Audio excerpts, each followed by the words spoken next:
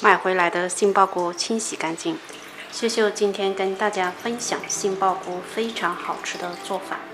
洗干净的杏鲍菇，去头去尾，再将它切成段。再准备2根筷子，杏鲍菇竖着放在筷子的中间，将它切成花的形状。放2根筷子是为了防止切杏鲍菇的时候切断。切出来就像这样。切好的杏鲍菇装盘中，锅中倒适量的清水，水开后加适量的盐，将杏鲍菇放进来焯水2分钟。焯好将它捞出，过一遍凉水，再将它挤干水分。碗中倒适量的面粉，再将杏鲍菇里里外外多裹上一层面粉，像这样就可以了。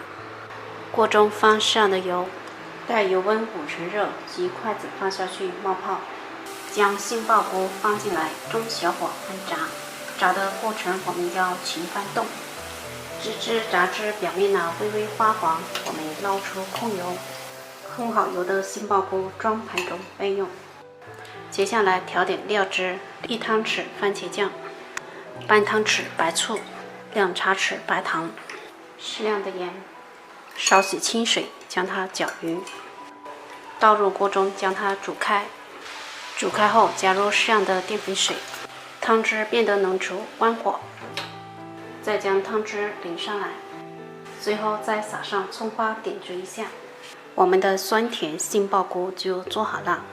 这样做出来的杏鲍菇非常的鲜香，喜欢的朋友可以在家试一下。